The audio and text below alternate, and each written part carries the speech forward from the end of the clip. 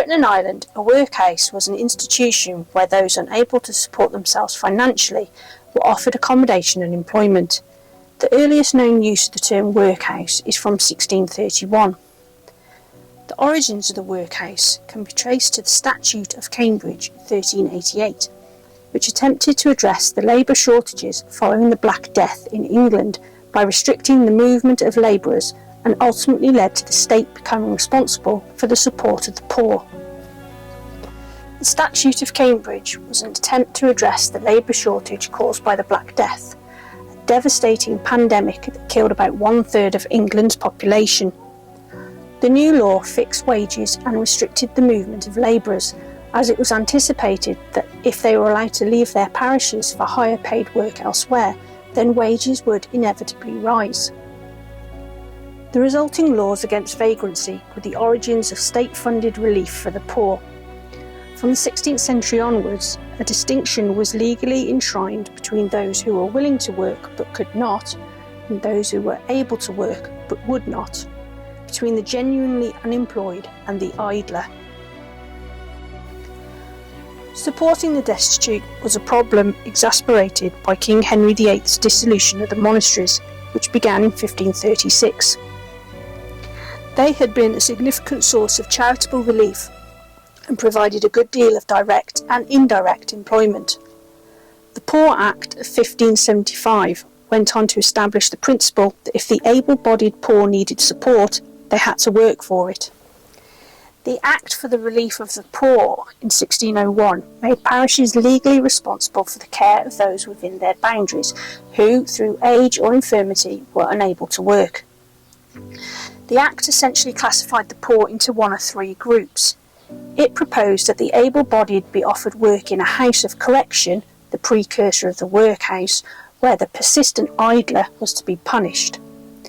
It also proposed the construction of housing for the impotent poor, the old and the infirm, although most assistance was granted through a form of poor relief known as outdoor relief, which was money, food or other necessities given to those living in their own homes, funded by a local tax on the property of the wealthiest in the parish. The workhouse system evolved in the 17th century, allowing parishes to reduce the cost to ratepayers of providing poor relief. A government survey in 1776 put the number of parish workhouses in England and Wales at more than 1,800, about one parish in 7, with a total capacity of more than 90,000 places. This growth in the number of workhouses was prompted by the Workhouse Test Act of 1723, by obliging anyone seeking poor relief to enter a workhouse and undertake a set amount of work, usually for no pay, a system called indoor relief.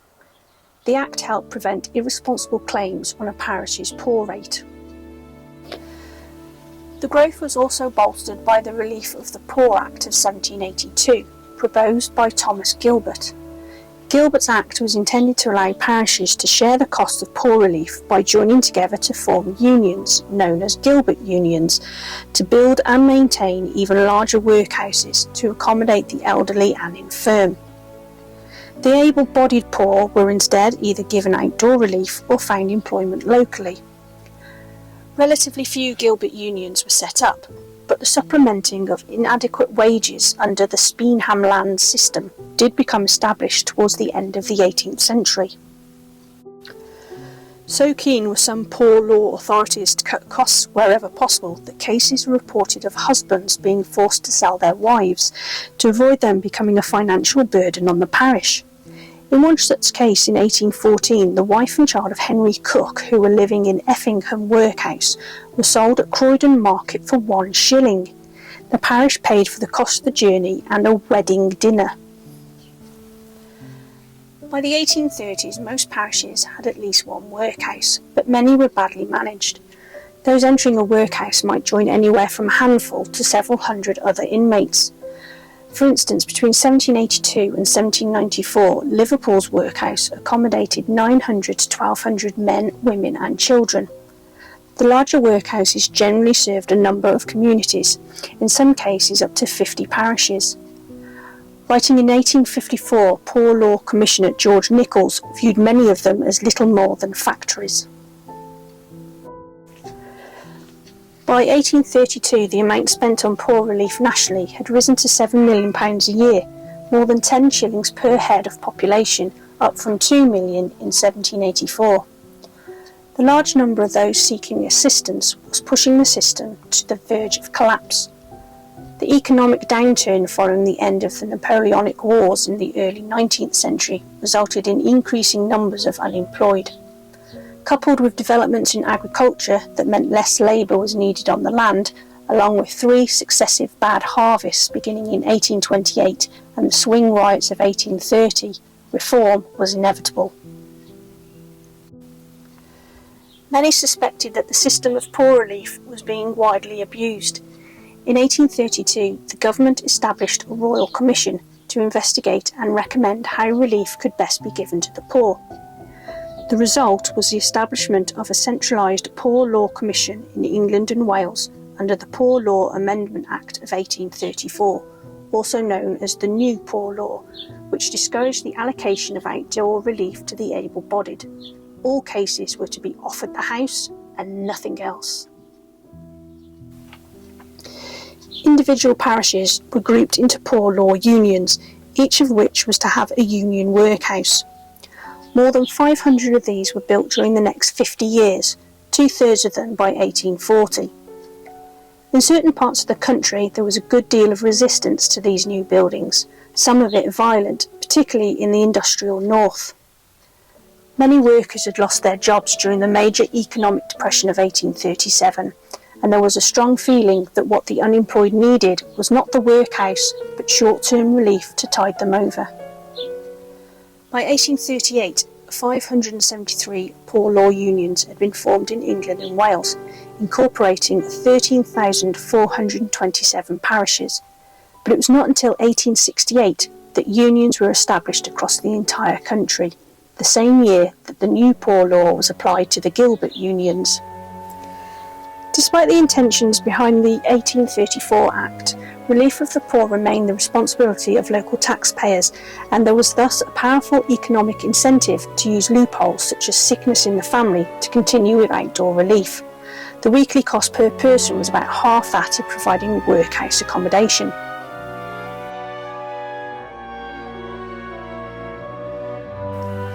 Outdoor relief was further restricted by the terms of the 1844 Outdoor Relief Prohibitory Order, which aimed to end it altogether for the able-bodied poor. In 1846, of 1.33 million paupers, only 199,000 were maintained in workhouses, of whom 82,000 were considered to be able-bodied, leaving an estimated 375,000 of the able-bodied on outdoor relief. Excluding periods of extreme economic distress, it has been estimated that about 6.5% of the British population may have been accommodated in workhouses at any given time. The new Poor Law Commissioners were very critical of existing workhouses and generally insisted that they be replaced. They complained in particular that, in by far the greater number of cases, it is a large almshouse, in which the young are trained in idleness, ignorance and vice, the able-bodied maintained in sluggish essential indolence, the aged and more respectable exposed to all the misery that is incident to dwelling in such a society. After 1835, many workhouses were constructed with the central buildings surrounded by work and exercise yards enclosed behind brick walls, so-called pauper bastilles.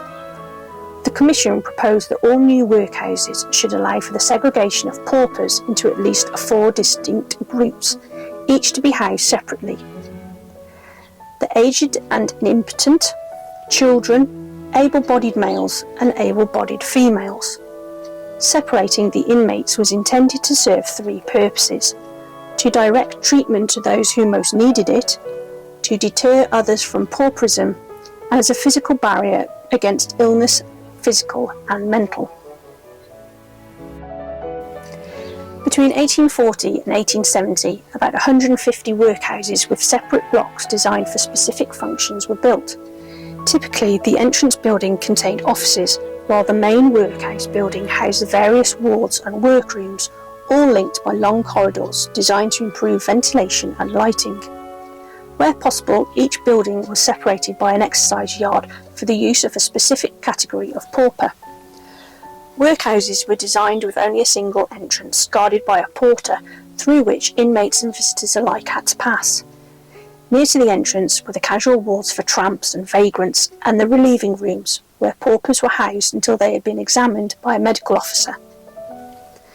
After being assessed, the paupers were separated and allocated to the appropriate ward for their category: boys under 14, able-bodied men between 14 and 60, men over 60, girls under 14, able-bodied women between 14 and 60, and women over 60. Children under the age of 2 were allowed to remain with their mothers, but by entering a workhouse, paupers was considered to have forfeited responsibility for their families. Clothing and personal possessions, with the possible exception of spectacles, were usually taken from them and stored to be returned on their discharge. After bathing, they were issued with a distinctive uniform. For men, it might be a striped cotton shirt, jacket and trousers, and a cloth cap, and for women, a blue and white striped dress worn underneath a smock, and shoes were also provided.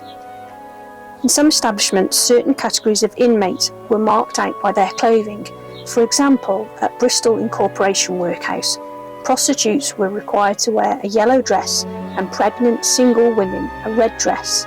Such practices were deprecated by the Poor Law Commission in a directive issued in 1839, but they continued until at least 1866. Also, not to be overlooked were unfortunate destitute sufferers of mental health disorders who would be ordered to enter the workhouse by the parish doctor. The Lunacy Act of 1853 did promote the asylum as the institute of choice for patients afflicted with all forms of mental illness. However, in reality, destitute people suffering from mental illness would be housed in their local workhouse.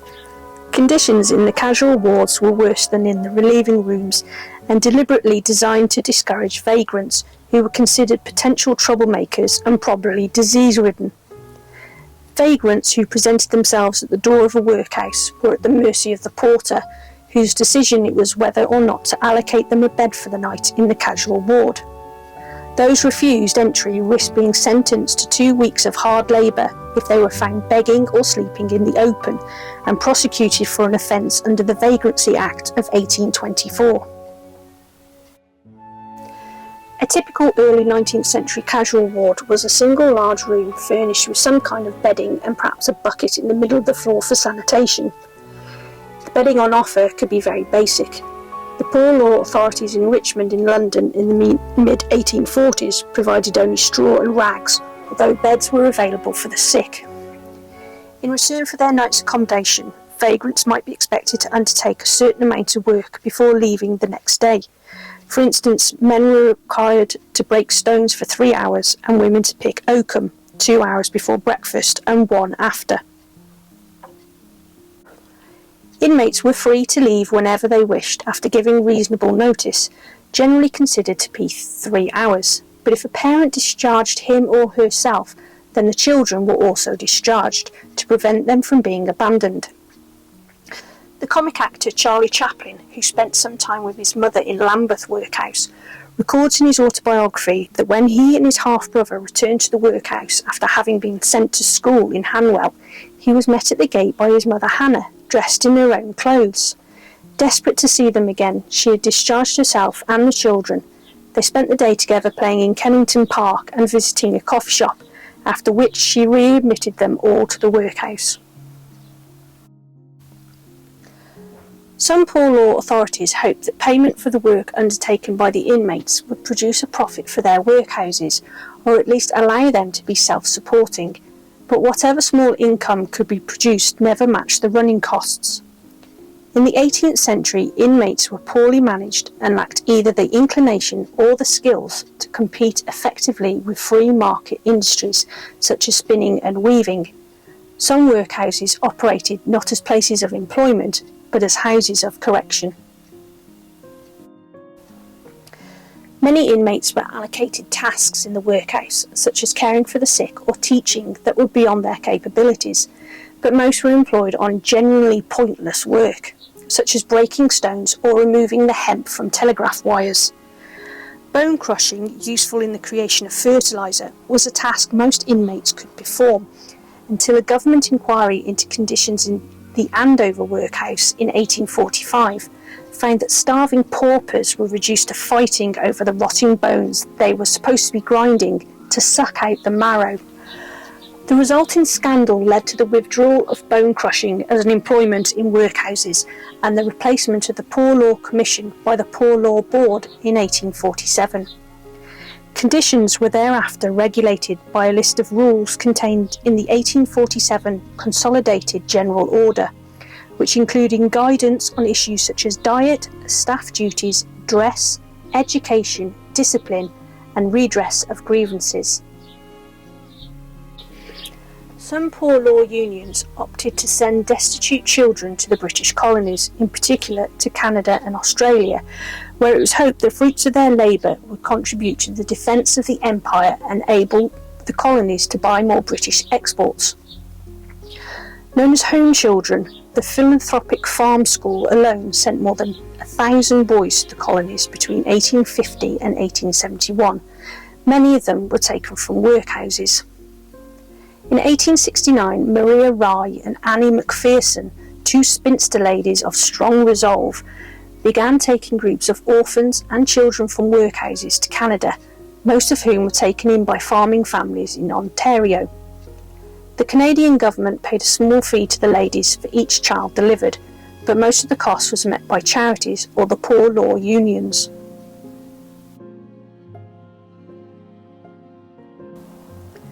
As far as possible, elderly inmates were expected to undertake the same kind of work as the younger men and women, although concessions were made to their relative frailty, or they might be required to chop firewood, clean the wards, or carry out other domestic tasks. In 1836, the Poor Law Commission distributed 6 diets for workhouse inmates, one of which was to be chosen by each poor law union depending on its local circumstances. Although dreary, the food was generally nutritionally adequate and, according to contemporary records, was prepared with great care. Issues such as training staff to serve and weigh portions were well understood. The diets included general guidance as well as schedules for each class of inmate. They were laid out on a weekly rotation, the various meals selected on a daily basis from a list of foodstuffs. For instance, a breakfast of bread and gruel was followed by dinner, which might consist of cooked meats, pickled pork or bacon with vegetables, potatoes, yeast dumpling, soup and suet, or rice pudding. Supper was normally bread, cheese and broth, and sometimes butter or potatoes. The larger workhouses had separate dining rooms for males and females. Workhouses without separate dining rooms would stagger the meal times to avoid any contact between the sexes. Education was provided for the children, but workhouse teachers were a particular problem. Poorly paid, without any formal training, and facing large classes of unruly children with little or no interest in their lessons, few stayed in the job for more than a few months. In an effort to force workhouses to offer at least a basic level of education, legislation was passed in 1845 requiring that all pauper apprentices should be able to read and sign their own indenture papers. A training college for workhouse teachers was set up at Kneller Hall in Twickenham during the 1840s, but it closed in the following decade. Some children were trained in skills valuable to the area. In Shrewsbury, the boys were placed in the workhouse's workshop, while girls were tasked with spinning, making gloves and other jobs suited to their sex, their ages and abilities. At St Martin in the Fields, children were trained in spinning flax, picking hair and carding wool before being placed as apprentices. Workhouses also had links with local industry. In Nottingham, children employed in a cotton mill earned about £60 a year for the workhouse. Some parishes advertised for apprenticeships and were willing to pay any employer prepared to offer them. Such agreements were preferable to supporting children in the workhouse. Apprentice children were not subject to inspection by justices, thereby lowering the chance of punishment for neglect, and apprenticeships were viewed as a better long-term method of teaching skills to children who might otherwise be uninterested in work. Supporting an apprentice child was also considerably cheaper than the workhouse or outdoor relief. Children often had no say in the matter, which could be arranged without the permission or knowledge of their parents. The supply of labour from workhouse to factory, which remained popular until the 1830s, was sometimes viewed as a form of transportation. While getting parish apprentices from Clerkenwell, Samuel Oldknow's agent reported how some parents came crying to beg they may have their children out again.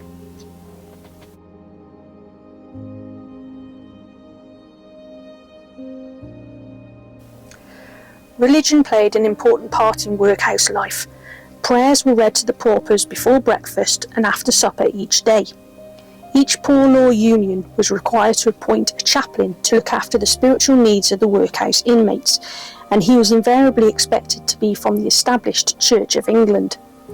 Religious services were generally held in the dining hall, as few early workhouses had a separate chapel. Discipline was strictly enforced in the workhouse. For minor offences such as swearing or feigning sickness, the disorderly could have their diet restricted for up to 48 hours. For more serious offences such as insubordination or violent behaviour, the refractory could be confined for up to 24 hours and might also have their diet restricted. Girls were punished in the same way as adults, but sometimes in older cases, girls were also beaten or slapped. But boys under the age of 14 could be beaten with a rod or other instrument, such as may have been approved of by the guardians. Children, specifically orphans who leave the grounds without being discharged or run away from workhouses, could be severely disciplined and could be confined with no food or water. Anyone bringing spirituous or fermented liquor into the workhouse could be taken before a justice of the peace and even jailed. All punishments handed out were recorded in a punishment book, which was examined regularly by the workhouse guardians, locally elected representatives of the participating parishes with overall responsibility for the running of the workhouse. Every workhouse had a complement of full-time staff, often referred to as the indoor staff.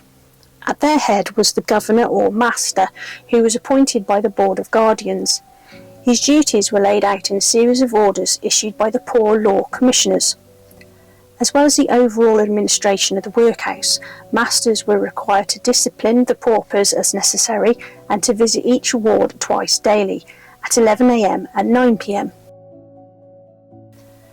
Female inmates and children under 7 were the responsibility of the matron, as was the general housekeeping.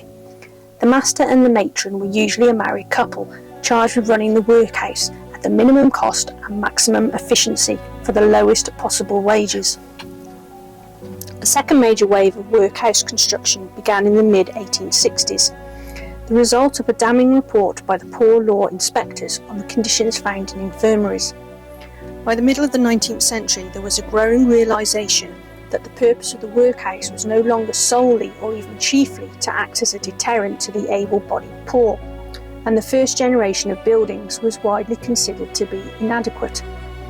About 150 new workhouses were built mainly in London, Lancashire and Yorkshire between 1840 and 1875. Responsibility for administration of the Poor Law passed to the local government board in 1871, and the emphasis soon shifted from the workhouse as a receptacle for the helpless poor to its role in the care of the sick and helpless. The Diseases Prevention Metropolis Act of 1883 allowed London workhouse infirmaries to offer treatment to non-paupers as well as inmates, and by the beginning of the 20th century, some infirmaries were even able to operate as private hospitals. In 1909, the Royal Commission on the Poor Laws and Relief of Distress reported that workhouses were unsuited to deal with the different categories of residents they had traditionally housed, and recommended that specialised institutions for each class of pauper should be established, in which they could be treated appropriately by properly trained staff. The deterrent workhouses were in future to be reserved for incorrigibles such as drunkards, idlers and tramps. On the 24th of January 1918, the Daily Telegraph reported that the local government committee on the Poor Law had presented to the Ministry of Reconstruction a report recommending abolition of the workhouses and transferring their duties to other organisations. The Local Government Act of 1929 gave local authorities the power to take over workhouse infirmaries as municipal hospitals, although outside London few did so. The workhouse system was abolished in the UK by the same Act on the 1st of April 1930, but many workhouses, renamed public assistance institutions, continued under the control of local county councils. At the outbreak of the Second World War in 1939, almost 100,000 people were accommodated in the former workhouses, 5,629 of whom were children. The National Assistance Act of 1948 abolished the last vestiges of the Poor Law and with it the workhouses. Many of the workhouse buildings were converted into retirement homes run by the local authorities. Slightly more than half of local authority accommodation for the elderly was provided in former workhouses in 1960. The Seisden Poor Law Union formally came into being on the 17th of October 1836. Its operation was overseen by an elected board of guardians, 19 in number, representing its 12 constituent parishes. A new Seisden Union workhouse was erected in 1858 to 1860 to the north-east of Tristle, on the site of a monastic ruin. It was designed by George Bidlake and Lovett and could accommodate 120 inmates. For generations, Tristle Workhouse must have been a place of dread, but in the end it was a rather sad blot on the landscape that locals just wanted to get rid of. By 1957, the workhouse was a shell, but some buildings were being used for packing eggs. Even as late as the 1960s, when it had been closed for decades and had long been a ruinous shell, it was still being flagged up on a local signpost. It became an infirmary for its last few years, but until it closed down, the grounds and buildings were tidy. The front was all lawn with geranium beds. It was sold in 1959 by the local council. The buyer had been a Mr. N.W. Harris, a Bridgnorth egg wholesaler. During the war from 1942, parts of the outbuildings found use as a Ministry of Food egg packing station, and sometime after the war, the county council had leased the workhouse to Mr. Harris. The thriving operation was centred in ground floor rooms at the rear of the old house. In 1949, the egg packing station had collected and packed 2,241,156 eggs and sold 11.6 million to retailers, although not all of these were packed at Tristle. By the 1960s, demolition of the main building was clearly in the air. But what happened to it? Wikipedia says there was a fire at the complex in 1964. But we know the main ruins were still standing in March 1967. Its days as a workhouse for the Seisden area had come to an end in 1936, but its origins were less certainly known. While it might have been expected that it was built soon after the Poor Law Amendment Act of 1834, the local paper's investigation had found no evidence of a new building until January 1861, when the first death was recorded there. It catered for a maximum number of just over 80 people, and under its jurisdiction came the nearby cottage homes, which housed about 15 children. Under the Local Government Act of 1929, the workhouse became the responsibility of Staffordshire County Council, and the Public Assistance Committee actually took over in April 1930. During the last 10 years of its existence as a workhouse, it became more like a hospital. It closed for good in 1936 and was transferred to the County Education Committee with the idea of turning it into a school. Other ideas were turning it into a sanatorium or a hostel to house evacuees.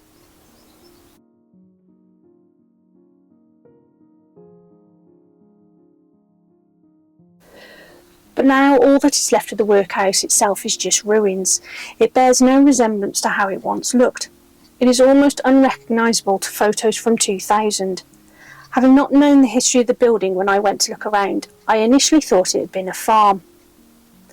But this former workhouse must have struck dread to anyone who entered its once grand gates, but now sits as a sad reminder of our once shameful past.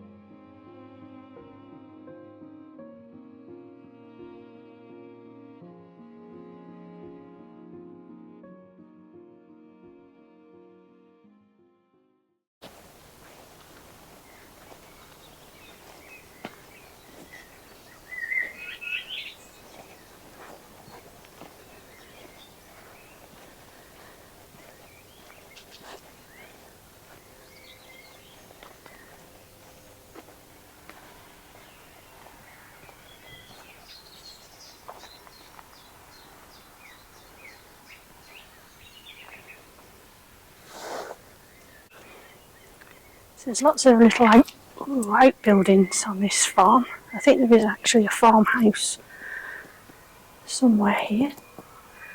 Oh, wow.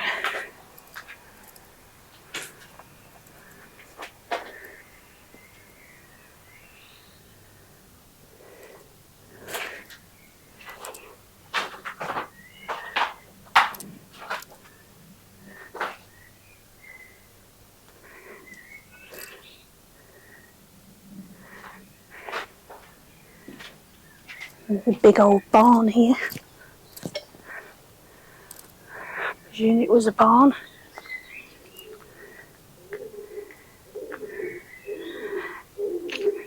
Now it's just home to pigeons, if you can hear them.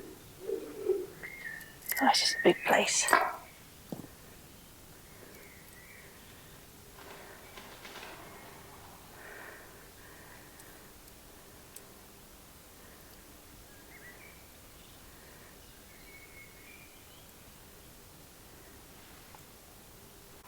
Bits leading off in different directions, so I don't actually know which way to go without missing anything. Looks like it was a garage or something.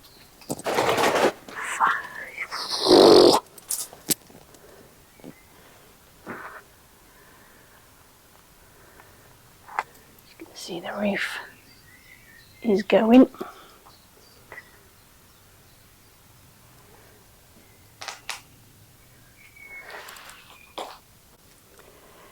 Someone's been here with their deep and meaningful graffiti, as you can see. Moving on, let's go back into this big bit in here and see what's all around through the back. There's obviously been a fire here at some point.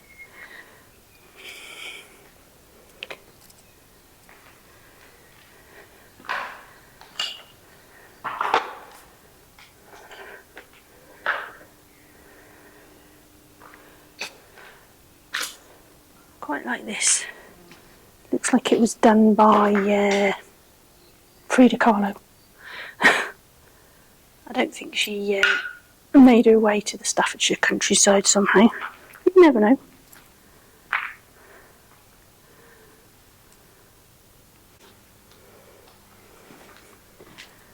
As you can see, there's like back rooms everywhere and pigeons everywhere.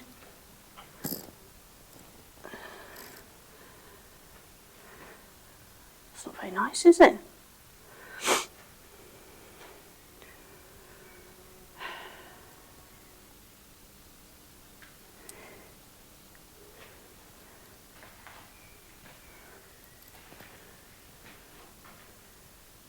What's that? Fate is a fickle foe. Indeed.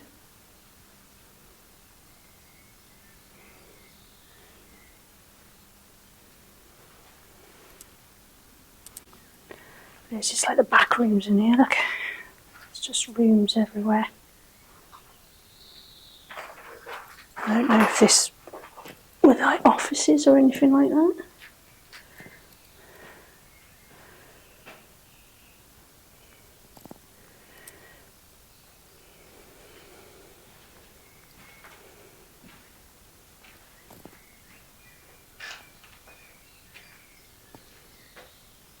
Oh, look, bearded wanderer, there's a giant penis for you.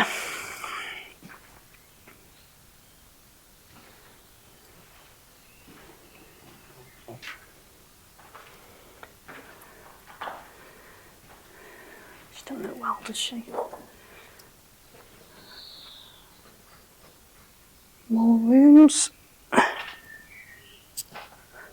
This is a fairly newish building, whatever it was built for.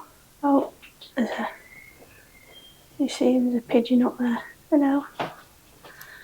He's a bit camera shy. I'm sure he won't be when he flies out at me. But yeah, I don't know what this was built for compared to the rest of the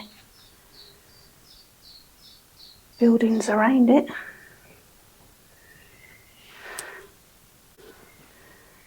And there's another room back here.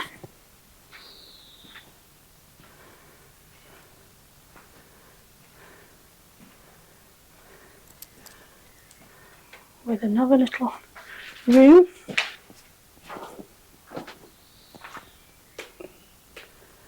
I think these are probably toilets. Yeah, I think there was probably a toilet in here.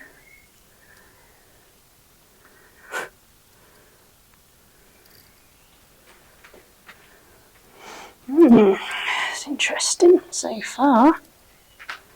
So yeah, this was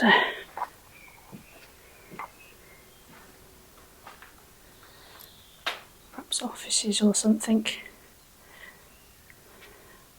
Aidan is a fat fag. It's nice. Right, let's go and see what the older buildings have to offer. Right, so I've just come out through one of the side buildings. And this looks like it's the older part of the farm. The roof's gone. I'll make my way across a sea of roof tiles. I'm going there. Ooh, look at that. Nice bit of... Oh, wow.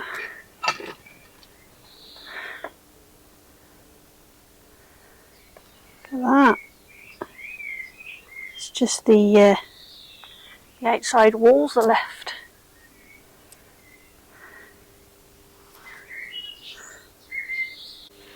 Right, so you probably can't make out very well, but I think I'm stood in what was the main house. It's just outside walls now. I think you can make out a fireplace over there. There's been a fire, obviously, it's melted that metal there. See the old beams? So there's been a big fire here quite a while ago, I would say, because of these trees that are growing up. There's a hole through there. So yeah, there's been a big fire here a good few years back. You can just see the wall up there.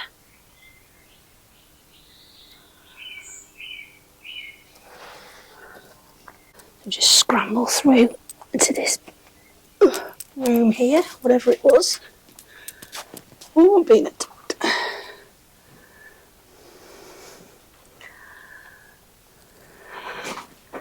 See the big beam there, it's come down.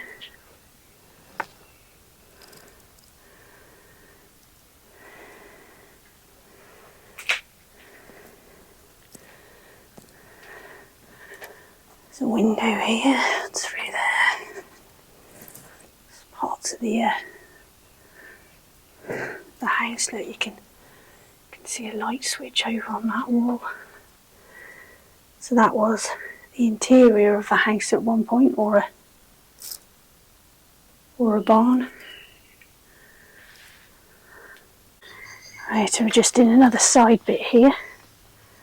Don't know if this was part of the house or if it was barns. It's hard to tell now. It's all gone. Look, the roof's all gone. It's been one hell of a fire. Let's go through here. You can see all the charred wood, completely burnt.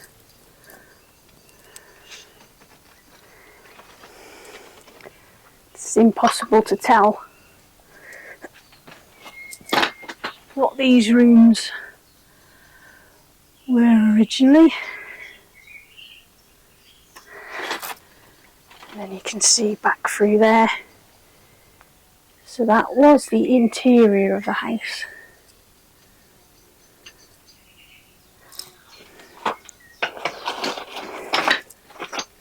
And then you've got that side bit there.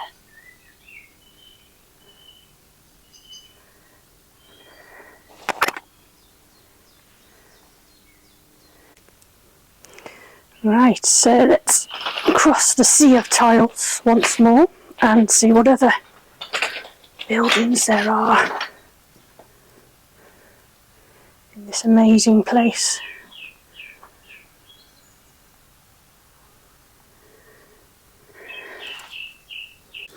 So I think this is another bit of the main house. It's hard to tell which bits you've been to because there's like a wood grown up round it. Oh my goodness. Yeah, this was definitely the main farmhouse.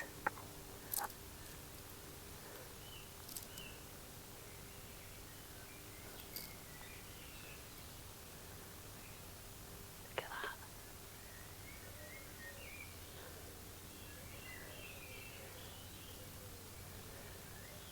That was the front door, I presume.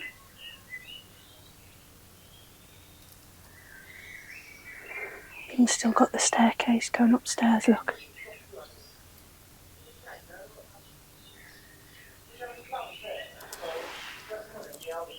So we've got another room here, just off that.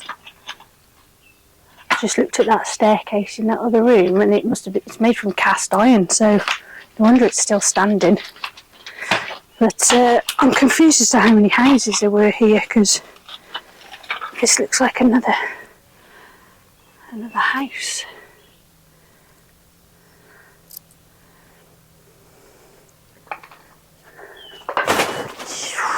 Jesus Christ. Look at them all. Some nice windows there. Scaring all the local wildlife.